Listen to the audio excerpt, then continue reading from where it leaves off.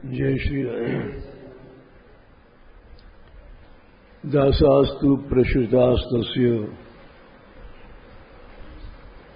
निदेशवशवर्तिनः विश्वस्ता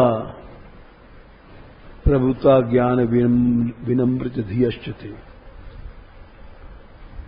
आश्रय का प्रकरण चल रहा है। आश्रय मन से होता है और जब मन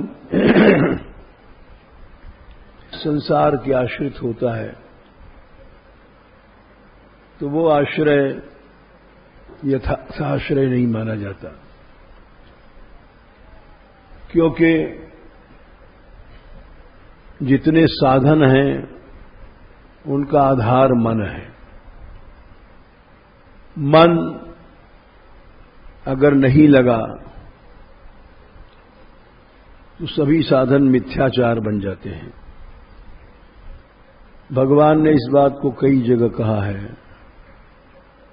हम जैसे लोग मिथ्याचार करते हैं, इसलिए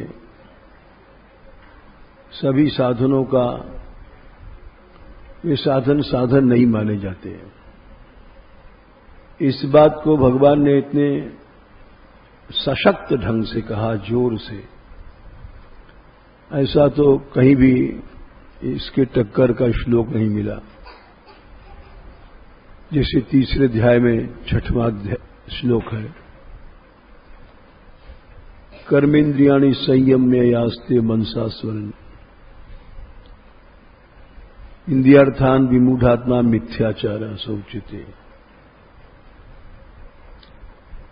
ऊपर से कर्मेंद्रियों से भजन हो रहा है और भीतर से मानसिक स्मरण इधर उधर का हो रहा है, विषयों का।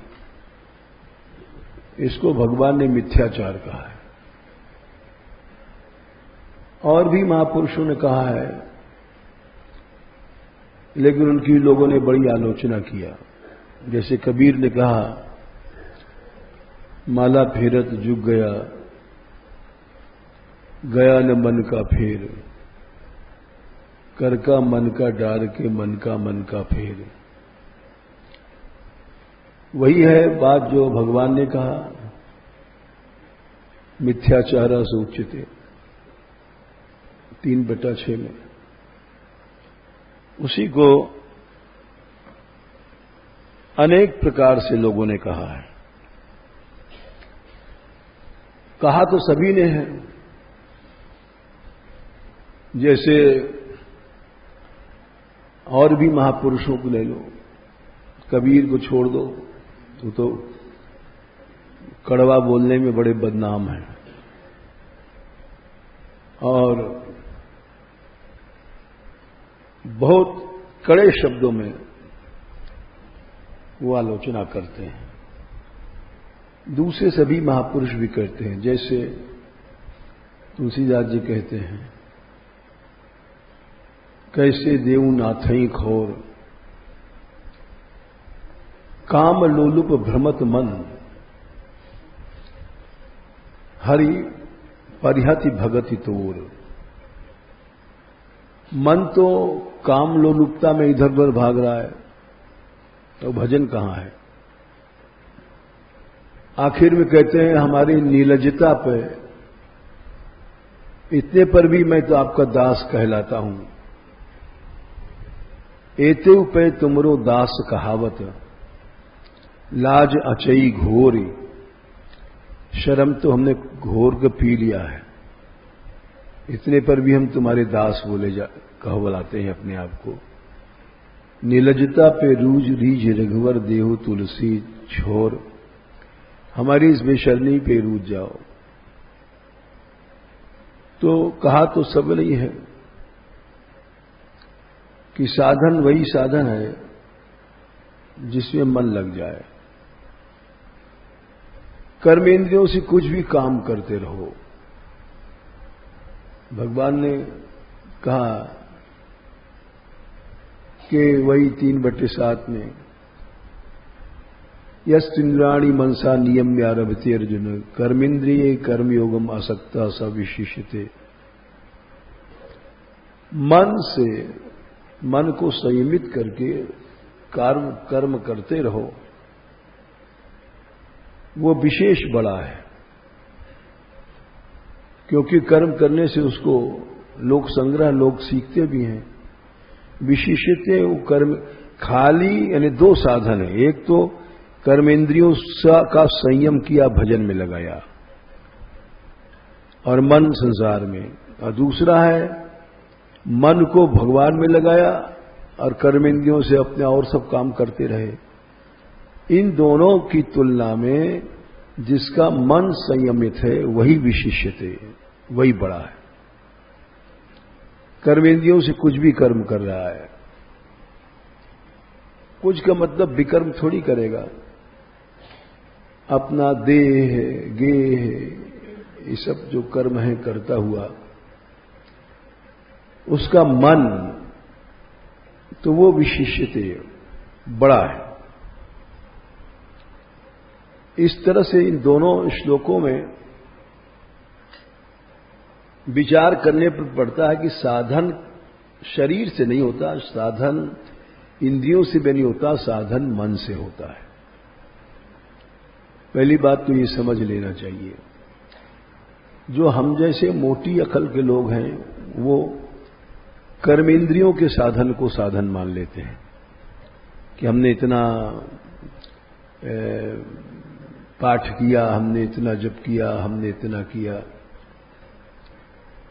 लेकिन इसका मतलब नहीं कि कर्मेंद्रियों के साधन का महत्व नहीं है, नहीं, महत्व मन का है। ये समझ करके इंद्रियों का संयम करना चाहिए। और इस बात को जगह जगह भगवान ने कहा है कि तुम मन मेरे में लगाओ। इंद्री विंद्री नहीं कहा, मयि एव मन आधस्व 12/8। मन लगाओ, कहना चाहिए शरीर इंद्री, बोले नहीं, मन को लगाओ हमारे में। जहां जहां साधन की बात कही है, चतुर व्यक्ति अपने मन को देखता है कि हमारा मन कहां है। और जो मूर्ख हैं हम लोग, वो अपने इंद्रिय शरीर को देखते हैं। हम आ गए सत्संग में बैठ गए, ठीक है, और सत्संग में भी मन इधर उधर है तो कुछ नहीं है। सत्संग में भी लोग गड़बड़ियां होती रहती है, करते रहते हैं। बड़े कड़े शब्दों में परशुराम देव ने लिखा है कि परसा कीड़ा नीम का, चाखा चाहे खाड़। नीम का कीड़ा नीम में पैदा होता है, नीम को ही खाता है, और वो खाड़ चाहता है मीठा। उसी तरह से जो आदमी सत्संग करता है और सत्संग में भी वहां पर भोगमयी वृत्तियां, काममयी वृत्तियां रखता है, तो नीम का कीड़ा है, उसको कोई फल नहीं मिलेगा। ये बड़ा कड़ा कहा है, परसा कीड़ा नीम का, चाखा चाहे खाड़, तन राखे सत्संग में, मन में राखे राण। तो उस सत्संग से क्या फायदा हुआ? उस सत्संग से मनुष्य केवल अपराध करता है, खुद नष्ट होता है, दूसरे को नष्ट करता है, साधक को नष्ट कर देगा। और इस तरह से गंभीर अपराध करता है, और ऐसे ऐसे अपराध कर लेता है कि जो भक्तापराध हैं, किसी के साधन नष्ट कर देना। तो इसलिए सारे साधन मन के होते हैं। भगवान ने कई जगह कहा, और देख लो 9/43 में, मन मना भव मद भक्तो मदयाजी माम नमस्कुरु। फिर यही श्लोक मिलता जुलता 18/65 में कहा है, मन मना भव। बार बार भगवान कह रहे हैं मन को। मन जब साधन में लग जाता है तो वो सच्चा साधन है। इसका एक भागवत से प्रमाण भी ले लो। वेद उपनिषद सबसे ले लो। भागवत में तो नारद जी ने उपदेश दिया था पुरंजन को कि काम तो मन ही करता है, शरीर वरीर नहीं करता, न इंद्रियां न शरीर। और वही मन यहां कर रहा है, वही मन परलोक में भोगता है, नरक स्वर्ग। जो मन यहां काम कर रहा है वही मन वहां दंड भोगेगा। शरीर वरीर से मतलब नहीं है। इसलिए समझ लेना चाहिए काम मन करता है, साधन मन का होता है। 4 स्कंद में 29वें अध्याय में नारद जी ने पुरंजन से कहा था, करीब 60वां श्लोक हो सकता है, ये नहीं वह आरभते कर्म। 60 ये माने मन। इस श्लोक को समझो। आगे मनसा शब्द आता है। यहां भी संसार में मन से ही काम होता है, शरीर का कोई महत्व नहीं है। अगर तुम्हारा मन भगवान में है, असंग है, तो अनेक भोग आदि भी, हत्या युद्ध आदि भी तुमको नहीं बांधेंगे। और पाप भी उसी अनुपात में लगता है जितना तुम्हारा मन का अभिनिवेश होगा। ये एक सूक्ष्म बात है। मान लो 4 आदमी हम मिलकर चोरी कर रहे हैं,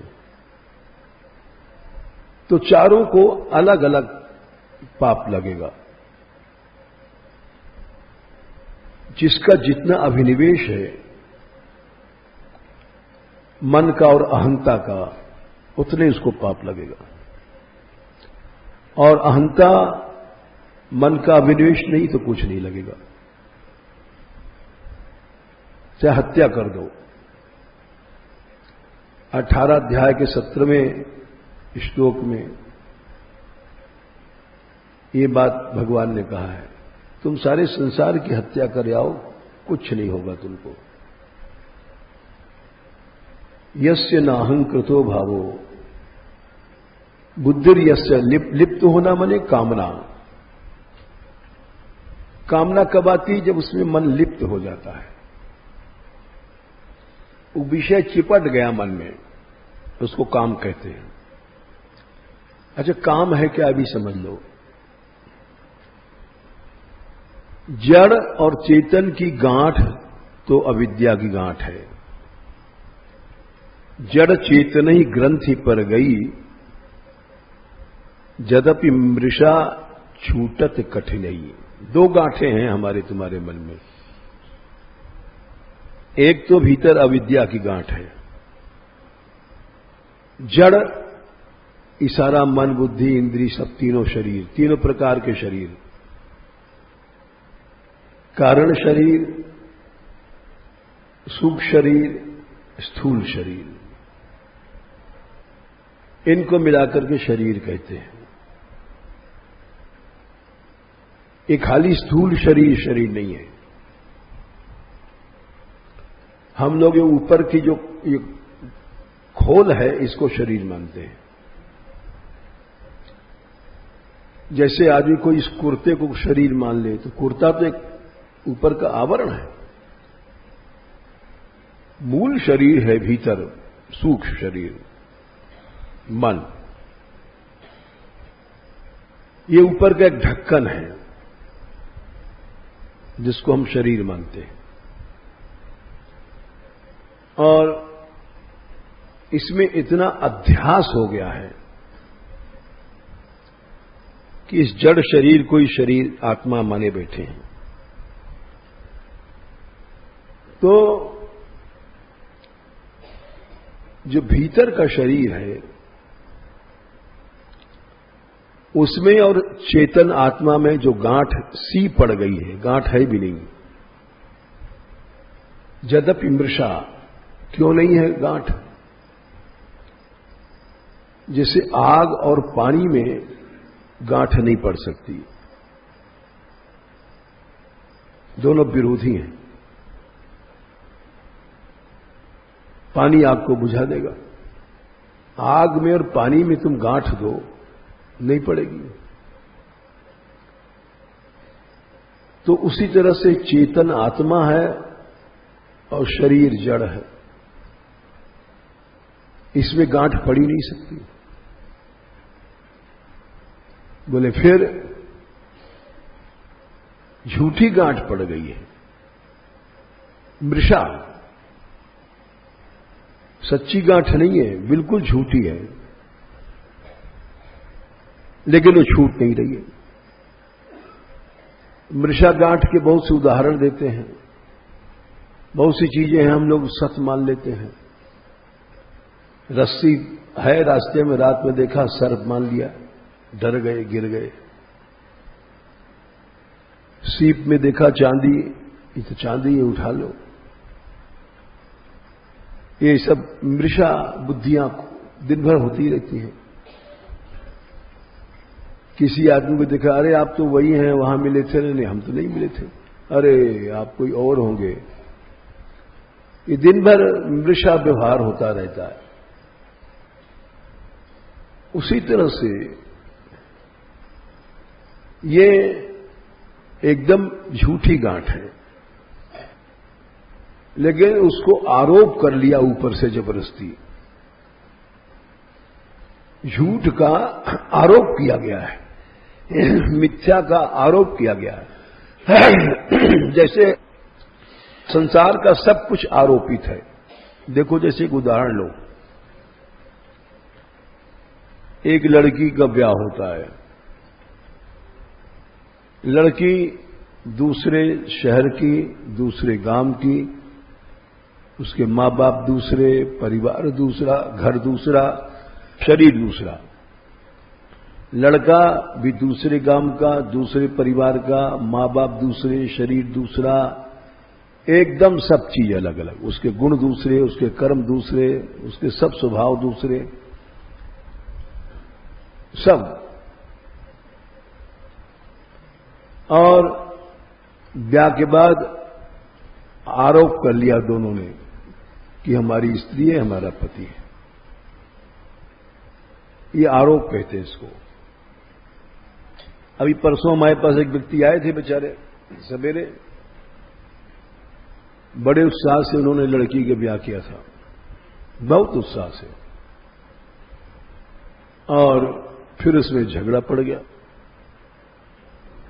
लड़का और लड़की में, और यहां तक स्थिति आ गई कि अब तलाक हो जाएगा। और होता ही रहता है रोज तलाक। उसका उससे ब्याह हुआ, तलाक हो गया, संबंध टूट गया। तो क्योंकि सब संबंध मिथ्या है, आरोपित हैं। ये सारा संसार जो चल रहा है, ये आरोपित संबंध है। सच्चाई एक पैसा भी नहीं है। अगर सच्चाई होती तो तलाक क्यों होता, झगड़ा क्यों पड़ता? लेकिन वो मिथ्या संबंध था, खत्म हो गया। नहीं खत्म हुआ तो जन्म भर उसी में सच मान के पड़े रहो कि हमारी स्त्री, हमारी स्त्री, हमारा पति, हमारा पति। मर के अलग जाओगे तुम, वो अलग जाएगी। सब मिथ्या है, आरोपित है। किसी ने कहा, ये हम लोगों ने सुना ही तो है कि हमारी मां, हमारा बाप। क्या किसी ने देखा है? अभी कुछ दिन पहले एक व्यक्ति ने, उसके लड़का नहीं था, तो एक दूसरे के लड़का गोद ले लिया, छोटे पन में 2-4-6 महीने का होगा, नर्सिंग हाउस से। अब क्या हो, आरोपित है। ऐसे ही जो गर्भ से बच्चा पैदा हो आरोपित है। बाप कहता है मेरा बेटा है, मां कहती मेरा बेटा है, वो कहता है मेरा मां, मेरी मां, मेरा बाप।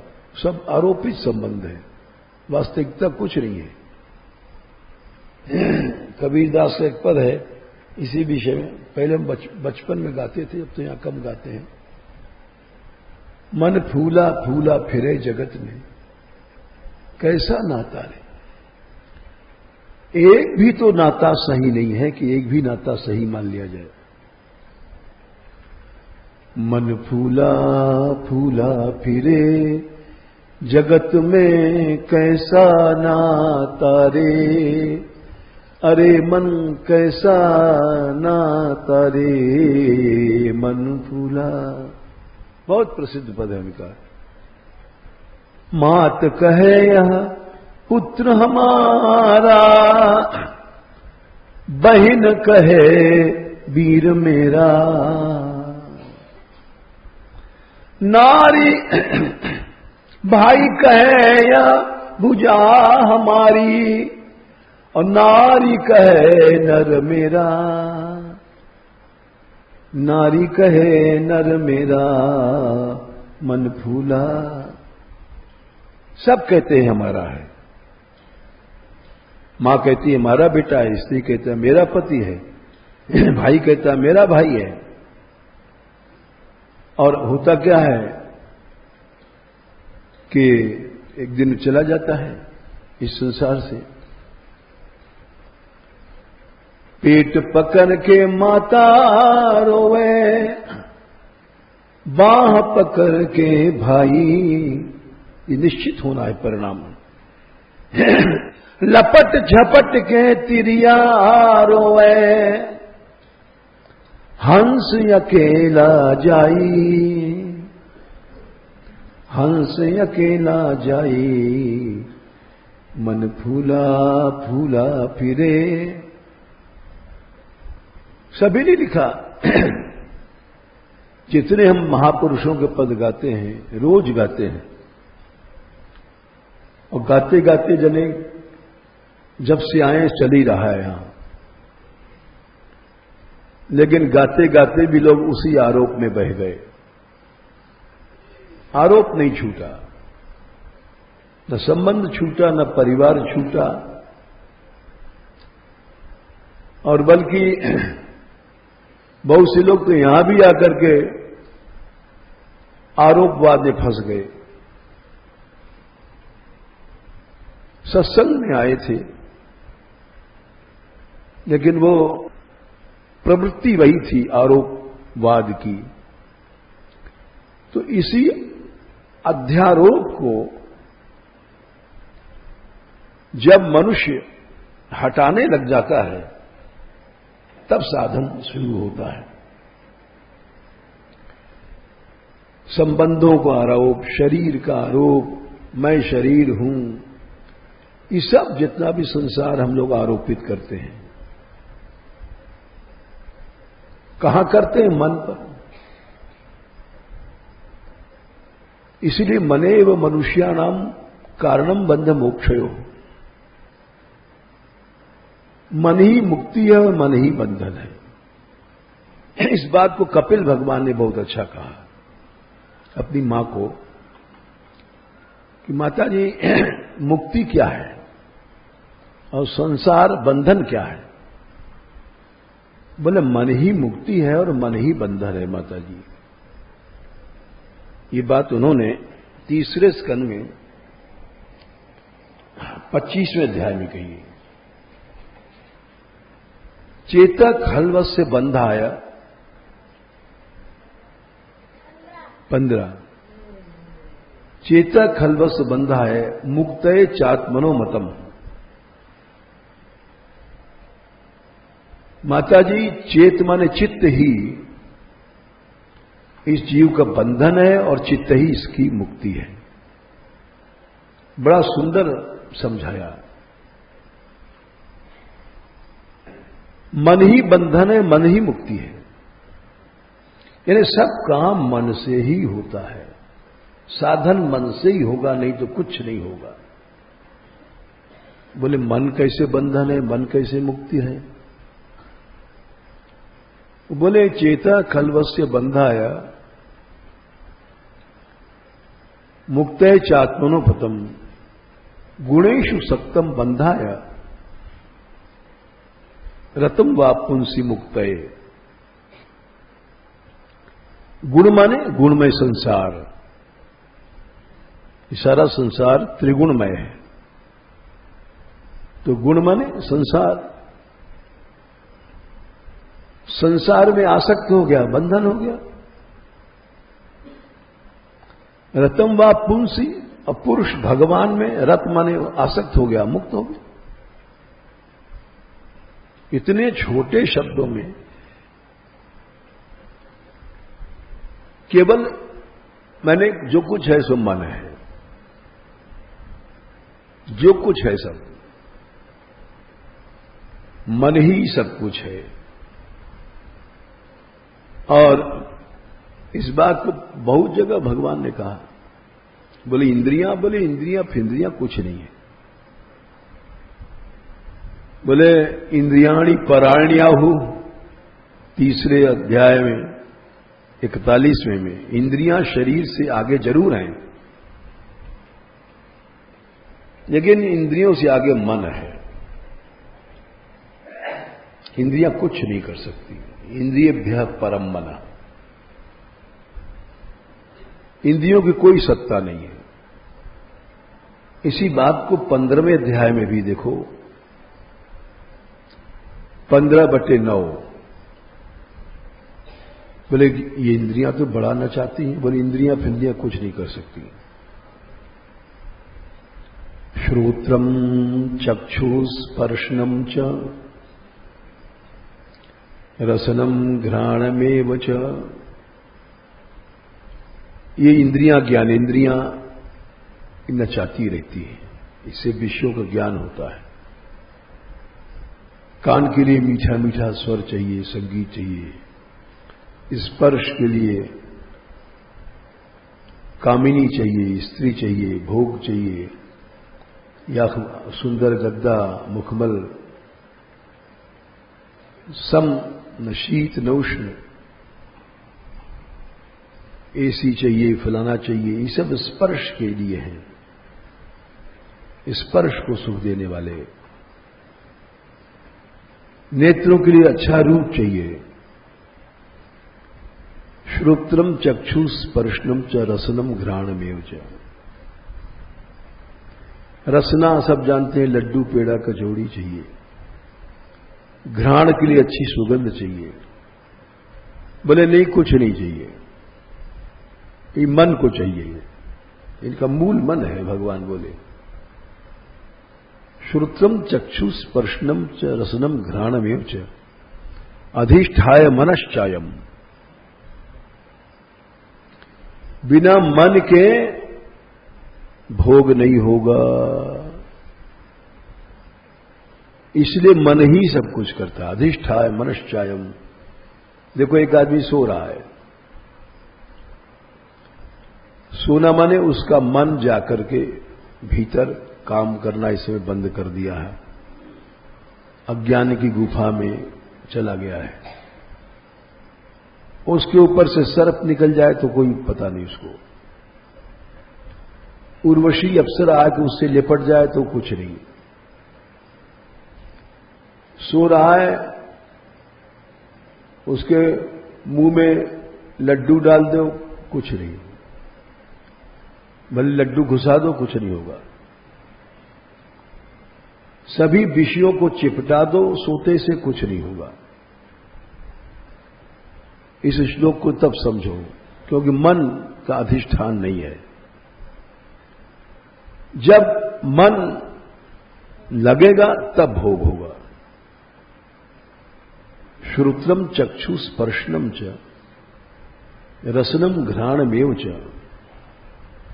अधिष्ठाय मनश्चायम विषयान उपसेवते। यही बात नारद जी ने पुरंजन से कहा था कि अरे शरीर, उन्होंने प्रश्न किया था, हमने यहां हत्या किया तो अब परलोक में हमको दंड क्यों मिलता है? इस शरीर से हमने हत्या किया था। तो नारद जी बोले नहीं, इस शरीर से हत्या नहीं होती है। मन ने ही हत्या किया था, मन को ही वहां यातना मिल रही है। 4:29-60 ये नहीं वो आरभते कर्म, ये मन, जिस मन से यहां काम हुआ है, तेनैव अमुत्र, अमुत्र माने परलोक, अमुत्र माने परलोक, उसी से परलोक में भूंगते भोगता है। अब व्यवधाने न, कोई बीच में व्यवधान नहीं है। बोले व्यवधान मर गया, बोले मरने से क्या होता है? अरे मरना स्थूल शरीर का था, मन तो वही है। बोले कैसे पता वही मन है? बोले भगवान ने कहा। जैसे अब कोई आदमी जाता है तो अपना सामान वामान समेट के जाएगा। कोई यहां रहता है और कोई साधु मान लो जब जाता है तो अपना अचला वचला, गाती वाती, लगोटी ओटी सब लेके जाता है। वैसे मनुष्य जब मरता है, दूसरी योनि में जाता है तो सब सामान लेके जाता है। 15/8 शरीरम यदवाप्नोति यच्चाप्युत्क्रामतीश्वर, जो अवाप्नोति शरीर नया मिल रहा है और जो छोड़ रहा है, इस स्थिति में गृहीत्वैतानि संयाति, अपना ऐसा बोरिया बंडल मन इंद्रियां लेके जाता है। शरीरम यदवाप्नोति यच्चाप्युत्क्रामतीश्वर गृहीत्वैतानि संयाति वायुर्गंधानि वासयात, जैसे हवा फूल की सुगंध लेके जा रही है, फूल वही है, सुगंध लेके जा रही है। तो उसी तरह से जब जीव जाता है मर के, तो मन इंद्रियां साथ में ले जाता है। क्या लेके जाता है? इसके पहले स्थूल शरीर नहीं ले जाएगा। इसके पहले ममई वांशो 15/7 जीवलोके जीवभूत सनातन मनः षष्ठानि इंद्रियाणि प्रकृतिस्थानि कर्षति। मन और 5 ज्ञानेंद्रियां इसको खींचता रहता है। जैसे किसी पे बोझ लाद दो, हम लोगों पर बोझ है इंद्रियां और मन। बोले बोझ कैसे है? भले इसी मन में अनंत कर्म लिखे हुए हैं जिनका हमको दंड भोगना है। अनंत कर्म इसमें लिखे हुए हैं, ये बोझ है। कर्षत मैंने खींच रहा है बेचारा जीव। अब मन में तो लिखा है, सामने बर्फी का थालाया और ध्यान किया, ये तो बड़ी खाने की बढ़िया चीज है, प्रसाद बट रहा है, अब हमारा नंबर आएगा। देख रहे हैं अब वहां तक आ गया है। जैसे हम लोग साधु लोग बैठते हैं, खीर बटती है, वो खीर वहां तक आई, अब हमारे पास आने वाली है। तो अब वो ऐसा मन क्यों सोच रहा है? मन में बोझ है खीर का, अब वो हर समय बोझ रहता है। चित्त माने क्या? चिनोति संस्कारान इति चित्तम, अनंत संस्कार इसमें भरे पड़े हैं। ये जैसे मनुष्य ने बनाया है कैसेट, क्या डीवीडी क्या होता है, 100 घंटे का उसमें एक छोटे में रिकॉर्ड है। क्या विचित्र ही चीज बना दिया मनुष्य ने। कई कई घंटे का, 100 घंटे का और ज्यादा एक उसमें इतने से भर दिया। वैसे परमात्मा ने ये मन की डीवीडी बनाई और उसमें हमारे अनादिकाल के अनंत कर्म भर दिए हैं। अब मरो सारे इसी को भोगते रहो। कितने कोई समझ नहीं सकते इसमें कितने संस्कार हैं। अब मीठा खाने बैठे, ये तो लड्डू है, ये पेड़ा है, ये बर्फी है, ये दाल की बर्फी है, ये खोआ की बर्फी है, पिस्ता की बर्फी है। बर्फी खा ले, सोए मत, बर्फी बट रही है। ये बादाम की बर्फी है। अब बर्फी जाने कितने प्रकार की होती है, लड्डू जाने कितने होते हैं। एक आदमी ने लड्डू दिया हमको, बिना दांत लगाए गल गया, जाने काहे का बना था। अब साहब खीर है, पिस्ता खीर, बादाम की खीर, मखाना की खीर, किशमिश की खीर और संतरे की खीर, अमरूद की, फिर फलों की खीर, कोई ठिकाना नहीं, सब देख के पहचान लेते हैं।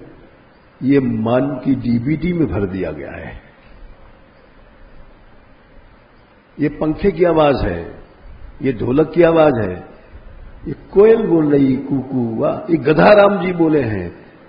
ये सब अनंत संस्कार इस मन के डीवीडी में भर दिया है भगवान ने।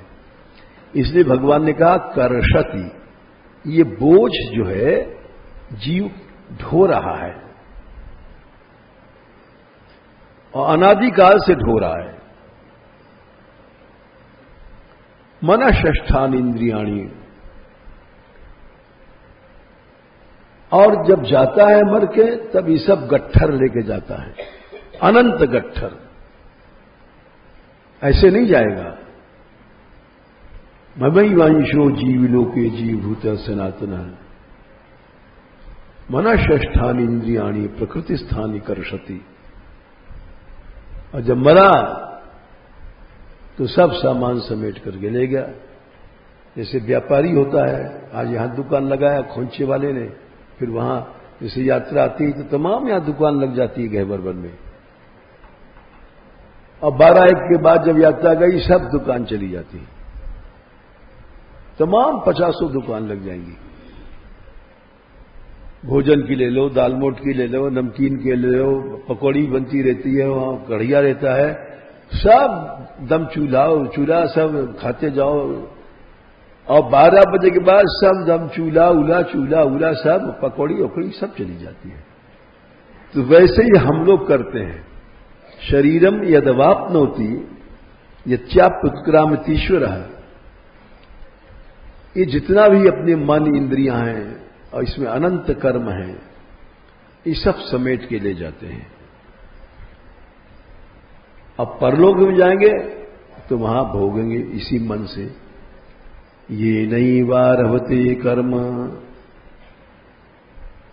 नारद जी ने कहा 4:29-60 में, जिस मन से जिस तुमने कर्म किया था, अमूत्र माने उसी से परलोक में भूंगते यव्यवाने न लिंगे न मनसा स्वयं। ये आ गया शब्द मनसा। इसी मन को ही लिंग शरीर कहते हैं। उसी मन से वहां पर उसको यातना मिलती है। इसलिए कोई अन्याय नहीं है, न्याय है। सारा का सारा काम मन करता है। इसीलिए बिना मन के लगे कोई भी साधन है वो मिथ्याचार हो जाता है। भगवान ने तो यहां तक कहा, बोले साधु बन जाओ। साधु बनने से क्या होगा? न कर्मणाम अनारंभात 3/3। हम साहब साधु बन गए, कोई काम नहीं करेंगे, गृहस्थी का काम। बोले इससे नैष्कर्म माने कर्मों की परात सिद्धि नहीं हो जाएगी और मारे जाओगे। न कर्मणाम अनारंभार नैष्कर्म्यम पुरुषोष्णुते। न च संन्यास, सन्यासी बन गए तो इससे कोई सिद्ध नहीं हो जाओगे, खाली कपड़ा बदल दिया लाल पीला। न च संन्यासनादेव सिद्धिम समधिगच्छति। बोले क्यों? कपड़ा तो बदल लिया लेकिन मन नहीं बदला। मन ना रंगाए, ए रंगाए जोगी कपड़ा, मन ना रंगाए। वही बात भगवान कह रहे हैं, न च संन्यासनादेव। संन्यास से सुख को सिद्धि नहीं मिलेगी। क्यों? नहीं कश्चित क्षणम अपनी जातु तिष्ठत्य कर्म कृत।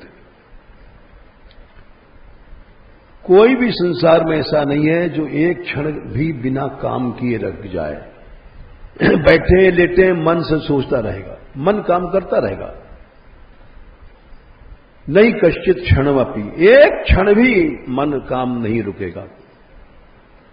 सोएगा तो सपना देखेगा। इसी के नीचे श्लोक आता है 4:29-61 में एक बहुत बड़ा प्रमाण दे रहे हैं। कोई आदमी सो रहा है,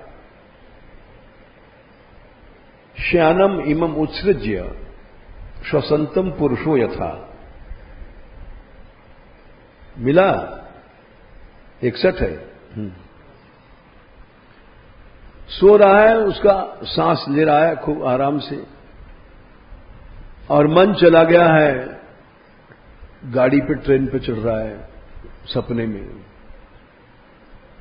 मन जा रहा है मान लो दिल्ली या बंबई, और दौड़ रहा है गाड़ी पर टिकट लेकर के, और शरीर वहां पड़ा हुआ है और मन जा रहा है ट्रेन पर सपने में। तो ये लिखते हैं शयानम इमम उत्सृज्य श्वसंतम। जो सांस ले रहा है शरीर, स्थूल शरीर, उसको छोड़ करके मन चला गया वहां पर, ट्रेन पर चढ़ गया। अरे ट्रेन की क्या चलाई। हमें एक सपना अब तक याद है, करीब 15 साल पहले देखा था, और शायद 20 साल हो गए होंगे। वो अब तक नहीं भूलता है। हमने देखा कि हम आकाश में उड़ रहे हैं, और आकाश में उड़ते उड़ते उड़ते एक ऐसा जैसे प्लेटफार्म जैसा लोक मिला आकाश में अधर, वहां पहुंच गए। विचित्र सपना था, आज तक नहीं भूला। और वहां एक चौकी है, वहां बैठ के हम कथा कहने लग गए, क्योंकि जब से आए हमारा ही धंधा है कथा कहने का। तो वहां वो अब तक चौकी भी याद है और सब याद है। और बाईं तरफ आकाश से हमने देखा हमारे पिताजी आ रहे हैं उड़ते उड़ते उड़ते। अब वो बैठ गए, और तो हमने कहा अरे इनके सामने क्या कहें। बोले नहीं नहीं कहो बेटा कहो, बहुत अच्छा कह रहे हो। अब हमारे पिताजी हमसे 5 साल के थे जब पधार गए थे, लेकिन देखो मन कहां कितने दूर चला गया। समय का बंधन नहीं मन में, काल का बंधन नहीं। फिर बैठ गए, हम कहते रहे। हमें यह भी पता है कि हम राधा सुदानी जी कह रहे थे, श्री जी के चरित्र। उसके बाद क्या हुआ हमको याद नहीं। तो इस पर कहा कि अब श्लोक देखो, शयानम इमम उत्सृज्य। शरीर तो जो सांस ले रहा है, श्वसंतम माने जो शरीर सांस ले रहा है, स्थूल शरीर, उसको मन छोड़ गया। ये आंख नाक कान ढांचा, उत्सृज मने उसको मन छोड़ गया। शयानम इमम उत्सृज्य श्वसंतम पुरुषो था। भूम और क्या है, हाँ, कर्मात्मनि आहितम, अपने भीतर ही अनेक कर्मों का आरोप कर लेता है। जैसे गाड़ी पर चढ़ना है तो गाड़ी में आ जाएगा ट्रेन, भाई डीलक्स गाड़ी आ गई, मन के भीतर ही गाड़ी आ गई और उस गाड़ी में चढ़ रहे हैं, बैठ रहे हैं। हाँ, अरे तुम कैसे आ गए, आओ बैठो साहब, 2-4 आदमी आ गए। तो अब सब वो अपने भीतर वो मन आरोपित कर लेता है। जिससे मालूम ट्रेन में जा रहे हैं बैठे सपने में, और कोई मिल गया, आओ आओ आओ भाई दयालदास जी तुम भी आ गए, आओ बैठो बैठे। हाँ हम भी जा रहे हैं साहब, बातचीत हो रही है। अब वहां न दयालदास जी न दीनबंधु दास है न कोई नहीं, सब दोस्तदार, बल्कि भीड़। हम गए वहां भाषण सुनने, तमाम भीड़, हजारों आदमी की भीड़ है, और सब वो भीतर आरोपित कर रखा है मन के अंदर। कोई भीड़ की जरूरत नहीं है, कोई ट्रेन की जरूरत नहीं है, कोई हवाई जहाज की जरूरत नहीं है, सब अपने भीतर आहित कर लेता है। मन इतना बड़ा विशाल है।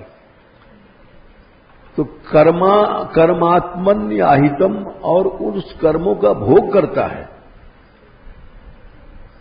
जैसे हमने सपना देखा, गए श्री जी के मंदिर, आओ बैठो भाई, अब खीर आ रही है तो खीर ही खा रहे हैं सपने में, भोगता है। वहां कोई सामान नहीं लगे, सब सामान है वहां पर। लड्डू भी आ गया है, पेड़ा भी आ गया, कचौड़ी भी आ गई, सब थाल आ गया सामने। अब वो शरीर वहां सांस लेते पड़ा है अलग, उससे कोई मतलब नहीं। तो बोले शयानम इमम उत्सृज्य श्वसंतम पुरुषो यथा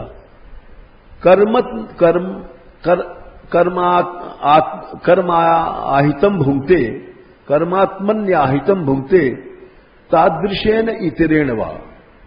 ये जरा कठिन है समझना।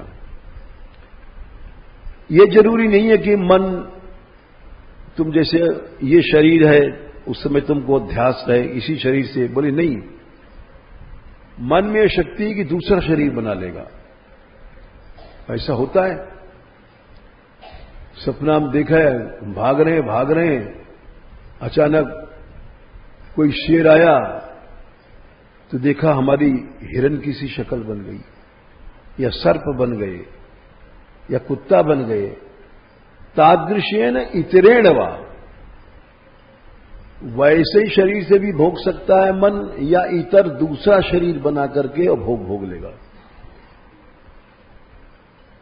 मन में इतनी शक्ति है। इससे पता पड़ता है कि मन ही 84 लाख योनियों को धारण करता है, इतरेण शब्द से। ये बड़ा विचित्र श्लोक है। इस शरीर में जिंदा रहते हुए भी मन दूसरा शरीर बना लेता है।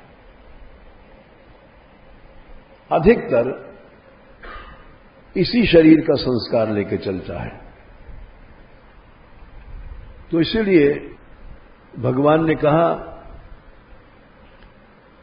कि साधन या कार्य जो कुछ है मन से होता है। मन अगर साधन में लग जाए, महाप्रभु जी ने संकीर्तन को ज्यादा क्यों बताया? अच्छा, क्योंकि इसमें कई इंद्रियां लगती हैं। जपिले ते हरिनाम करिया निज साधन, उच्च संकीर्तने करे परोपकारे, पशु पक्षी कीटे भृंग बोली तेन बारे, सुनी लई हरिनाम तारा सब तरे। पशु पक्षी, कुत्ता बिल्ली, मच्छर मक्खी, ये बेचारे, इनका कैसे कल्याण होगा? पेड़ पौधे, हरिदास ठाकुर ने पूछा, महाप्रभु जी ने पूछा हरिदास ठाकुर से कि हरिदास, ये पेड़ों का अभी तो चर योनि है, इसका कैसे कल्याण होगा? बोले प्रभु जो आप कीर्तन करते हो ना, भगवान नाम से होता है। तो उच्च संकीर्तन से करने वाला अनंत परोपकार करता है। दूसरा मुख्य बात है कि संकीर्तन में मन लगता है ज्यादा, क्योंकि उसमें कान से शब्द सुनाई पड़ते हैं, जीवा से बोल रहा है, आंख से भी देखता है भक्त लोग कीर्तन कर रहे हैं, हाथ से ताली वाली भी बजाता है। अनेक इंद्रियों का योगदान होता है। अब जैसे हमारे यहां 1.5-2 घंटा तो रोज होता ही है रात में। अब हम सब लोग बच्चे बच्चे सब बैठते हैं, सैकड़ों हो जाते हैं। अब इन 100 आदमियों को, बच्चों को, सबको माला दे दें और कह दें 1.5 घंटा माला करो यहां, तो पहले तो मुश्किल है बैठना 1.5 घंटा इनका सबका। और बैठेंगे तो एक क्षण भी मन नहीं लगेगा। इसमें कुछ न कुछ तो मन लगता ही है, नाचता है, कूदता है, कुछ न कुछ रस आता ही है। इसलिए मन का अभिनिवेश, भगवान ने कहा मद भक्ता यत्र गायंती तत्र तिष्ठामि नारद। क्यों कहा? कि गान में मन ज्यादा लगता है, उतना ध्यान में नहीं लगेगा। इसलिए मनुष्य को जो इंद्रिय प्रधान साधन है वो शुरू में बहुत लाभ देते हैं और आखिर तक देते हैं। तो मन से ही आश्रय होता है, हम ये बता रहे थे। अब लौट रहे हैं अपने विषय पर। मन से आश्रय, मन से आश्रय हमारा जहां है हम उसी के आश्रित हैं। स्त्री के आश्रित है मन, पुत्र के आश्रित है, पैसा के आश्रित है, तो वही की शरणागति मानी जाती है। मन से आश्रय होता है। अगर मन में इन सब चीजों से असंगता आ जाए तो मन से भगवान का आश्रय सिद्ध होता है। इसलिए संसारी जितने राग हैं बाधक हैं। संसारी राग के रहते भगवान का आश्रय, मन का आश्रय नहीं हो सकता है, कभी नहीं हो सकता। वो तो भगवत प्रेम इतर राग विस्मारणम, गोपियों ने कहा गोपी गीत में 14वें श्लोक में। सारा राग खत्म हो जाएगा, वहां से कृष्ण प्रेम शुरू होता है। ये लड्डू पेड़ा कचौड़ी, स्त्री पति, बेटा बेटी, सब राग खत्म हो जाते हैं। और जब राग रहता है तो हमने देख लिया। अब अनुभव एक और बता दें। हम यहां 58 साल पुरानी बात है, छत पर बैठे थे यहां मानगढ़ के। आए थे तब एक महीने बाद ही हमको एक संत ले गए थे यहां से जयपुर अलवर। तो उनका बहुत परिचय था, वहां भाषण शुरू से देते हैं, बकबक करते रहे। वहां भाषण हमारा हुआ और ऐसा हुआ कि कोई विश्वास करे न करे, एक दिन में 33 प्रोग्राम हुए गाड़ी पर बैठ के, यहां वहां इतने प्रोग्राम रखे। वहां कोई इसी संस्कार था हमारा मन उछटा, बड़ी लंबी कहानी है। और वहां से हम भागे कि हम क्यों आए थे। एक प्रश्न कर दिया था किसी ने, रात को सत्संग दे रहे थे, तो हमने बोलते बहुत जोर से थे बचपन से ही, कोई भी आगे प्रश्न करो, कुछ करो, तो हाँ ये पहला, दूसरा, तीसरा, 13 प्रश्न आए और 13 का हमने उत्तर दिया। देखो पहला प्रश्न ये था, दूसरा ये था, तीसरा ये था, तो लोग बड़े खुश हुए। आखिरी प्रश्न था ईश्वर कैसे मिलता है। तो ये जब हम वहां भाषण दे रहे थे तो हमको एक अजीब सा बेचैनी भई, यहां धक्का सा लगा कि क्या तुमको ईश्वर मिल गया। लीपा पोती कर दिया हमने ऊपर, ऐसा है वैसा है, भाषण तो कर दिया, लोग संतुष्ट हो गए, लेकिन हमारे भीतर यहां धक्का लगता रहा। नींद भी नहीं आई। सवेरे हम यहां आ गए। यहां आए तो उनके बहुत से चिट्ठियां आई, 50 चिट्ठियां कि आप कब आ रहे हैं, आप कब आ रहे हैं। ऊपर बैठे हम चिट्ठियां पढ़ रहे थे तो बाबा हमारे आए, समझो गुरु महाराज, वो टहलने आते थे। बोले कहो जी क्या हो रहा है? हमने कहा चिट्ठी पढ़ रहे हैं। कहां से आई है? हमने कहा ऐसे आई है, हम भाषण करने गए थे। जरा कड़वा बोलते थे तो बोले अच्छा तो अभी कोई जवाब देगो तू? हमने कहा दे देंगे सब। क्या लिखा है इसमें कि कब आ रहे हैं? सुनते रहे, हमको पता नहीं था कि ये ऊपरी मन से सुन रहे हैं। हाँ। फिर बोले भड़ुआ यही शब्द थे, भड़ुआ भजन करवे आयो है। चिट्ठी ने पढ़ेगो, उनकी याद करेगो, जवाब देगो, ऐसे ही भजन होगो, तू ब्रज में नहीं रह सके। कोई भगवान गिरा थी उस दिन से आज तक दोबारा चिट्ठी किसी की ना आई, ना हम पढ़ते हैं, न इसीलिए मोबाइल नहीं रखते। और जितने मोबाइल रखने वाले थे वो यहां टिक नहीं पाए,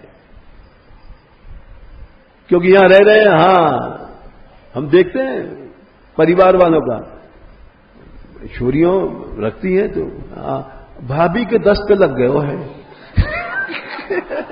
हाँ भाई सही बात है, अकेले में नाम बता देंगे।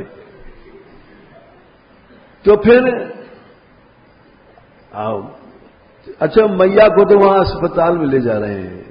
अच्छा, अब ये उसमें दस्त वस्त सब आ रहा है। अब उसमें भगवत चिंतन, संसार से मन को हटाना है और मन को हम लोग जोड़ते हैं। ये ऐसा निकाल दिया एक मोबाइल, पहले नहीं था। बैठे बैठे मन को जोड़ते रहो। हाँ कहो जी, नहीं ठीक है। हाँ क्या हाल है? ठीक है। अब दवा ले रहे हैं साहब, आराम हो गया। वाह वाह। तो अब मन कहां है तुम्हारा? अच्छा, हम जब कहते हैं लोगों से कि मोबाइल मत रखो तो कोई नहीं मानता। ऐसे समझ लो कि मौत आ गई, साफ साफ कह दिया हम नहीं, चोरी से रखेंगे। अगर ऊपर से मान लो दबाई हो गया तो चोरी से रखेंगे। यानी हम अपने मन को संसार में जोड़ के ही रहेंगे, चाहे मर जाएं, चाहे 100 जूते खाएं, तमाशा घुस के देखेंगे। और जब तक सिर सलामत है तमाशा है। तो जीव अपने मन को ध्यान नहीं देता, इस संसार को भूलना है। श्री जी के भजन कैसे होगा? राधा पादर बिंदोच्छलित नवरस प्रेम पीयूष गुंजे, कालिंदी कूल कुंजे, हृदय कलित महोदार माधुर्य भावा, श्री वृंदारण्य वीथी ललित रतिकला नागरीम तामगरीम यो, गंभीरैकान मनसी परिचरण विस्मृतान्य कथाश्याम। जब सब भूल जाएंगे तो इसलिए भजन भजन कुछ नहीं होता है। और हमने देख लिया जितने मोबाइल वाले वो यहां रह नहीं पाए, उनका सर्वनाश ही हुआ। न उनकी गृह की आसक्ति जाती है, न कहीं की आसक्ति जाती है। तो मन को समस्त साधनों, समस्त संबंधों से मुक्त करना है। भगवान ने कहा, कपिल भगवान ने, चेत खलवस बंधाय 3:25, हाँ, गुणेषु सक्तम बंधाया। हम खुद मन को बांधते हैं, बस खुद बांधते हैं। रतम वापुंस्य, भगवान में कभी भी आसक्त नहीं हो सकता है, कभी भी आसक्त नहीं हो सकता है।